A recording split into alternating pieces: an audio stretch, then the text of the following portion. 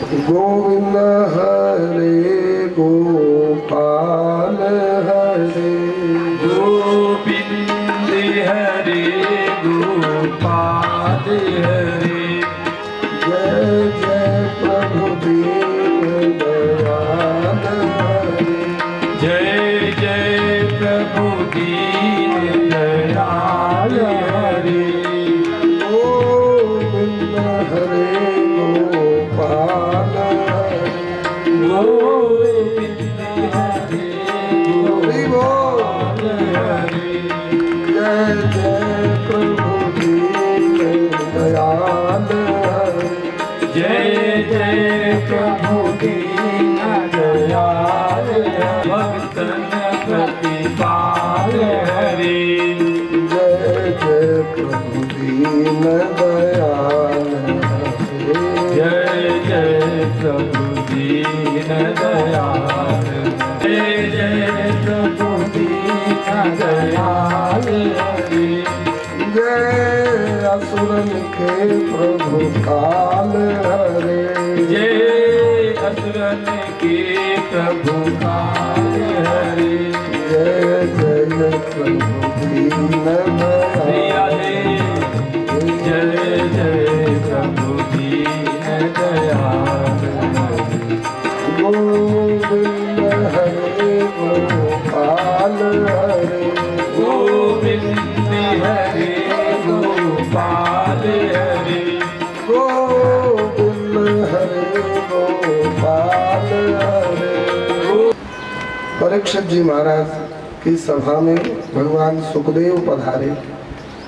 परीक्षित जी ने पूछा, भगवान अतः पृच्छामि संसिद्धिं योगी नाम परमं गुरुं पुरुषस्य यत् कार्यं म्रियमाणस्य सर्वथा यत् श्रोतव्यमथो जप्यं यत् कर्तव्यं निर्भि प्रभो स्मरणीयं भजनीयं वा स्मर्तव्यं भजनीयं वा ब्रूहि यद्वा विपर्ययम्। श्री सुखदेव जी महाराज व्यास गद्दी पर विराजमान हुए और अपना सौभाग्य परीक्षित जी महाराज ने बखान किया। अहो अद्य वयम ब्रह्मन् सत्सेव्या क्षत्रबन्धवः। मेरे जैसा बड़भागी इस समय पृथ्वी पर कोई नहीं।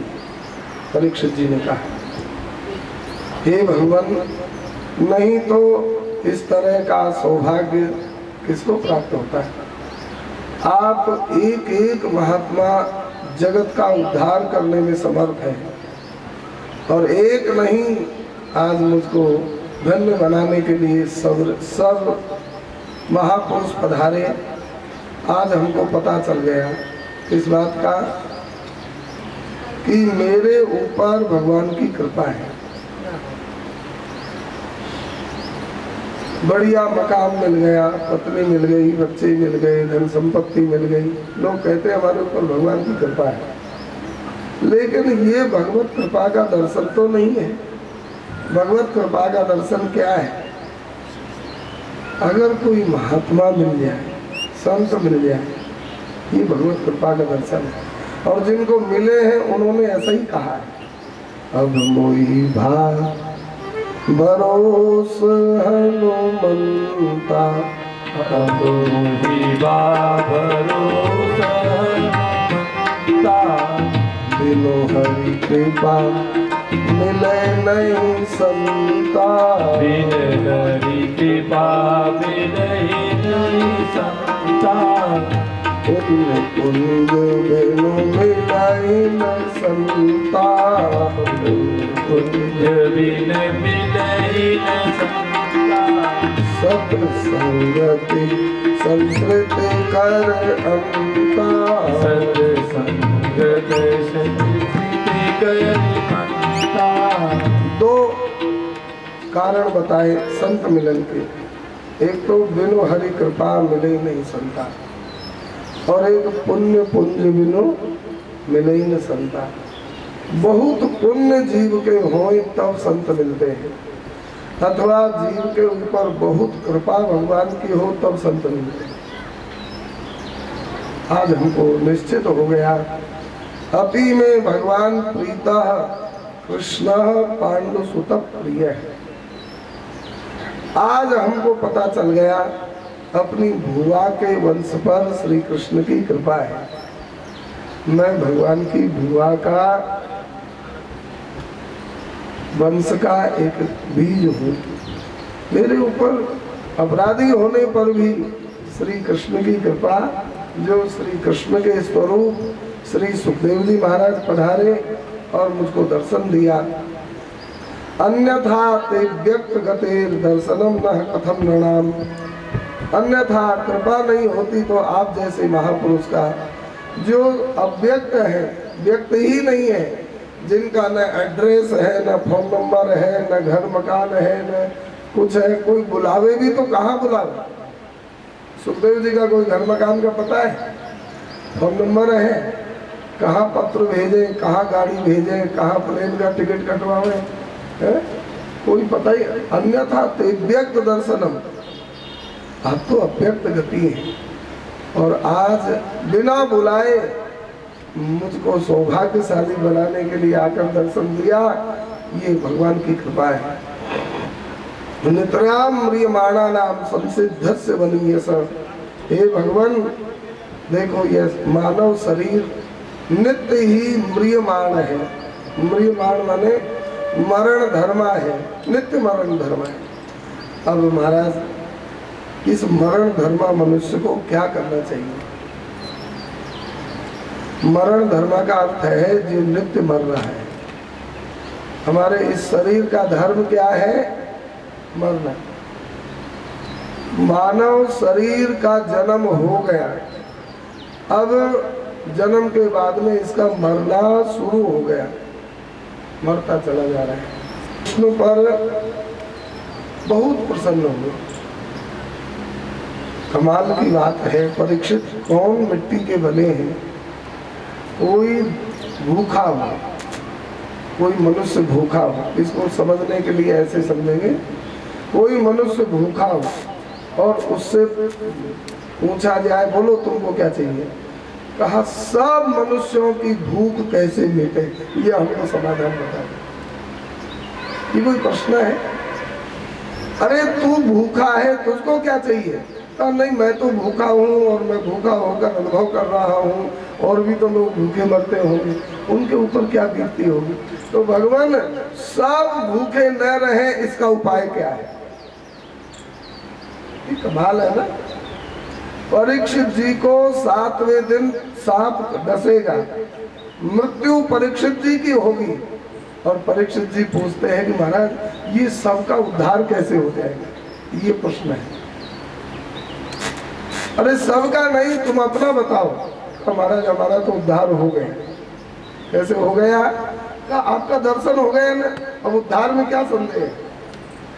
महाराज मैं तो, और ये जो मरण धर्मा जीव है संसार में, जिनको भगवान का न आता पता है और न अपने सदगति की चिंता है, इन सब की दुर्दशा और दुर्गति पर हमको चिंता हो रही है। सुखदेव जी ने कहा राजन धन्य है, वरियानेश ते कृष्ण कृतो लोक हितम नृप आत्मविद सम्मतः पुंसाम श्रोतव्यादिषु यः पर। जय जय श्रीमद् भागवते महापुराणे वैयासिक्याम अष्टादश सहस्रायाम पारमहंस्याम संहितायां प्रथम स्कंदे सुखागमनम नामैकोनविंशोऽध्याय प्रथम स्कंदः। हरि ओम तत्सत्।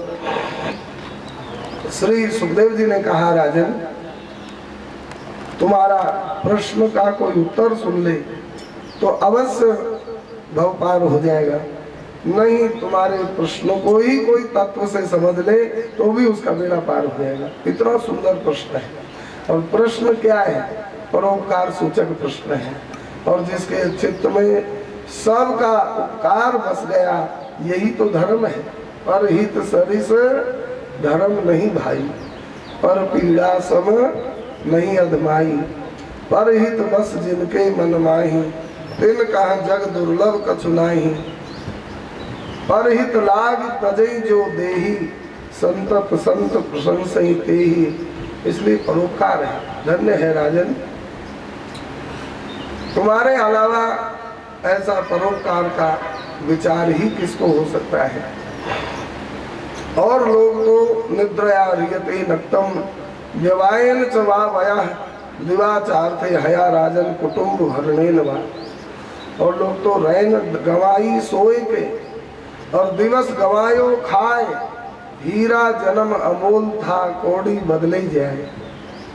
सो करके विषय भोग करके रात्रि गवा दी और खा खुजा करके लड़ाई झगड़ा करके दिन चुका दिया और अमोल रत्न जैसा जीवन वैसे ही बिता दिया।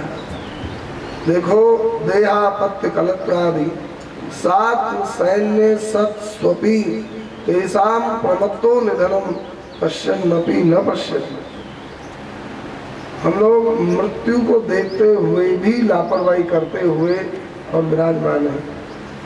कितने लोग मर गए हम लोगों के सामने, और हम लोग क्या नहीं मरेंगे? मरना तो पड़ेगा, लेकिन जब मरेंगे तो फिर मरेंगे तब उससे पहले की तैयारी भी तो करनी चाहिए। लेकिन कोई भी सावधान नहीं, बेहोश होकर के जीते चले जा रहे हैं। और जब मरने लगेंगे तो रावण और मेघनाद की तरह फिर यज्ञ करने जाएंगे बहादुरी से।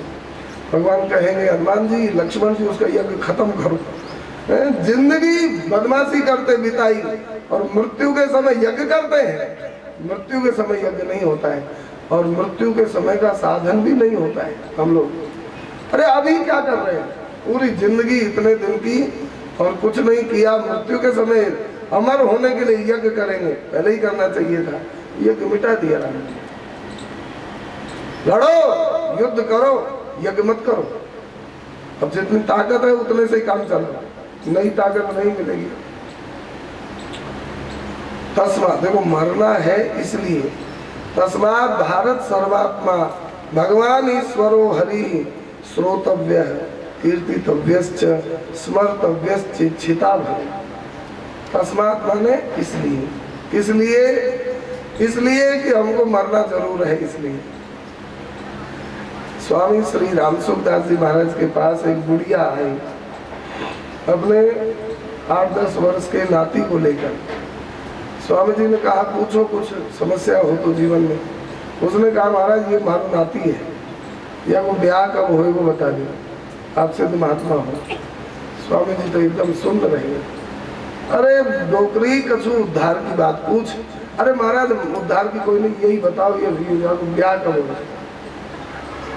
और स्वामी जी ने अब सोच रहे थे क्या कहें, तो फिर दूसरा प्रश्न कर दिया, महाराज या को ब्याह कब होएगो और या की नौकरी लगेगी कि नहीं, या के छोड़ो होएगो कि नहीं, कई प्रश्न पूछ दिए।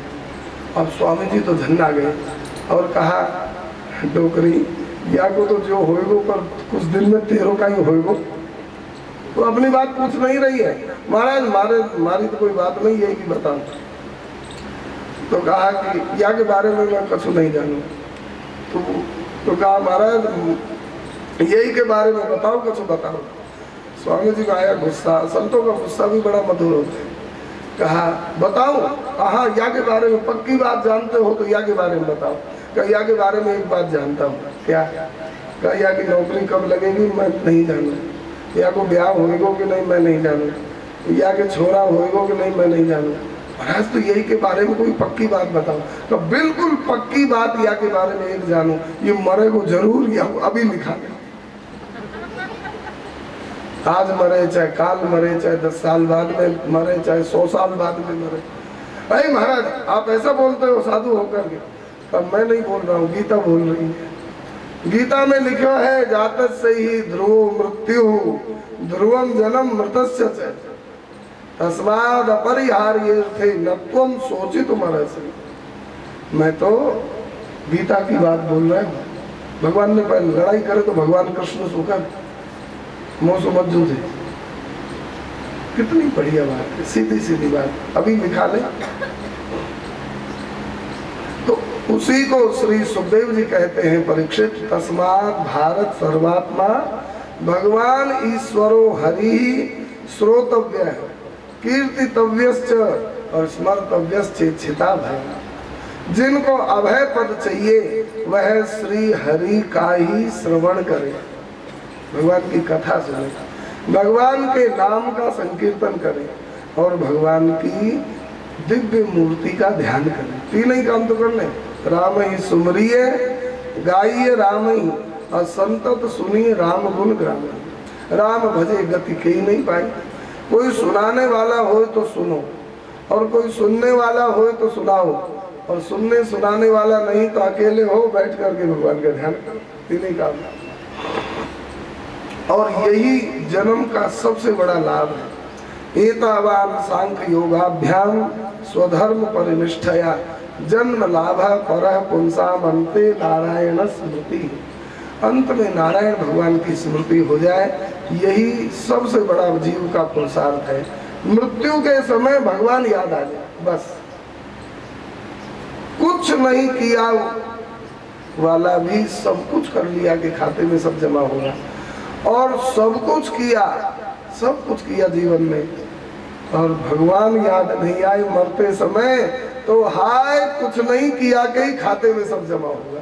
अब देख लो, जन्म लाभ पर पुंसाम अंते नारायण स्मृति। अंत में नारायण का स्मरण होगा मृत्यु के समय।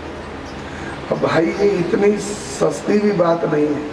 कोई कहे फिर अभी से हल्ला गुल्ला करने की क्या जरूरत, मरते समय नारायण बोल देंगे। क्या इतना सस्ता है कि बोल देंगे? मरते समय माई रे माई, बाप रे बाप, डॉक्टर रे डॉक्टर, बेटी रे बेटी, बेटा रे बेटा याद आते हैं, भगवान नहीं याद आते। एक धनवान व्यक्ति मर रहा था, दुकान मकान फैक्ट्री खूब बड़ा बिजनेस, मर रहा था। मरते समय वाणी अवरुद्ध हो गई, कफ का वेग। तो पत्नी खड़ी थी, बेटा 3 थे, वो भी वहीं खड़े थे। डॉक्टर से कहा कैसे हो भी मेरे पिताजी को बुलवा दो, क्योंकि गाड़ रखा होगा, धन बहुत घड़े भर के। बोलकर मरे तो बता जाए, नहीं तो मरेंगे तो सब धन रह जाएगा। डॉक्टर ने कहा 1000 रुपए का इंजेक्शन लगेगा। सोचे कि कई 1000 बताएंगे, 1000 दे दे तो क्या बुरी बात है। मरो तो मरो लेकिन बता के तो जाओ। सब घर वालों ने इंजेक्शन लगाया, इंजेक्शन से कफ का वेग दूर हुआ। बोले, माथा पीट रहे थे, ऐसे इशारा कर रहे। तो कहा कि कहो पिताजी क्या हुआ? पत्नी ने पूछा क्या हुआ, आप क्यों घबरा रहे हो, बात क्या है, सब ठीक हो जाएगा, आप थोड़ा क्या बात है? तो कहा कि कितना बज रहे हैं? कहा 11 बज रहे हैं। बेटे कहाँ है सब तीनों? तो कहा कि ये बड़ा बेटा आपके सिराने की तरफ है, और मजला कहा ये मेरे बगल में खड़ा है, और छोटा कहा देखो चरणों की तरफ है, सब यही है, बताओ बात क्या है? तो कहा दुकान पर कौन गया है? कहा कोई नहीं गया। अब 11 बज गए, सब ग्राहक निकल जाएंगे, तुम लोग क्या कर रहे हो यहाँ? मैं तो मर ही रहा हूँ, तुम लोग दुकान क्यों नहीं खोले? हाय करके मर गए। ले जीवन भर जिसको चिंतन किया जाता है, मृत्यु के समय वही चिंतन में आता है। और जीवन में अगर भजन किया होता तो भगवान ही स्मरण में आता। इसलिए प्रायेण मुनियो राजन निवृत्ता विधि सेधता नैर्गुण्यस्था रमन्ते इसमें गुणानुकथने हरे। हे परीक्षित जी, ये भगवान के गुणानुवाद हैं ही ऐसे कि निर्गुण में परिनिष्ठित महापुरुष भी भगवान का नित्य गुणानुवाद और नित्य चिंतन गुणों का करते हैं। देखो, इदम भागवतम नाम पुराणम ब्रह्म संहितम अधीतवान द्वापरादौ पितुर्द्वैपायनाथ अहम। मेरे पिता भगवान वेद व्यास ने इस भागवत का प्रणयन किया, जो ब्रह्म संहितम माने वेद के समान है। ये भागवत वेद से कैसे भी कम नहीं है। और मैंने अपने पिता के श्री चरणों में उपस्थित होकर इस भागवत का प्रति श्लोक अध्ययन किया। मैं भी परिनिष्ठित था निर्गुण ब्रह्म में, लेकिन क्या करूं, श्री कृष्ण हठी ने मेरे चित्त में आसन लगा लिए। ग्रहण लगता है ना, सूर्य चंद्र को ग्रहण लगता है तो राहु जबरदस्ती निकलता है, ऐसे ही कहते हैं ग्रहीत चेता राजर्षि आख्यानम यद धीतवान। सवेरे सुखदेव जी का खूब जन्म प्रसंग हम लोगों ने स्मरण किया। सुखदेव जी कहते हैं मेरे चित्त चंद्र को और राहु रूप श्री कृष्ण ने ग्रहण कर लिया। अब ये ग्रहण का तो समाधान मोक्ष थोड़ी देर में हो जाता है, लेकिन कृष्ण जिसको ग्रहण करे फिर उसका कोई इलाज है ही नहीं और वो छोड़ता ही नहीं है। भगवान कहते हैं मैं किसी को जल्दी से ग्रहण नहीं करता हूँ और ग्रहण करूँ तो फिर छोड़ता नहीं। भगवान के यहाँ का नियम है। इसलिए ही राजर्षि परीक्षित मेरे चित्त को कृष्ण रूप राहु ने ग्रस लिया और अब छूटने का नाम नहीं है। अब मैं उनकी लीला गाने के लिए प्रस्तुत हूँ। एतन निर्विद्यमानानाम इच्छताम कुतो भयम योगी नाम निर्णीतम हरेर नामानुकीर्तनम। देखो योगियों ने पहले ही यह निर्णय करके धर दिया शास्त्रों में कि जिसको अभय पद चाहिए वह श्री हरि के पवित्र नाम का संकीर्तन करे। हरि नाम नहीं तो जीना क्या, हरि नाम नहीं तो जीना क्या, अमृत है हरि नाम जगत में, अमृत है हरि नाम जगत में, छोड़ विषय विष पीना क्या, हरि नाम नहीं तो पीना क्या, हरि नाम नहीं तो जीना क्या, हरि नाम नहीं तो पीना क्या। हरि नाम हरि बोल। जीना क्या। कोई कहे कि महाराज हरि नाम के बिना जीना नहीं है, ठीक है, लेकिन अभी तो हम बालक हैं, बूढ़े होंगे तो नाम जपेंगे। बालक की खेलने खाने की उम्र है तो उनसे पूछा जाएगा तुम बूढ़े होगे कोई जरूरी है, पहले ही बुलवा आ गया तो हाल सदा अपने रस डोले।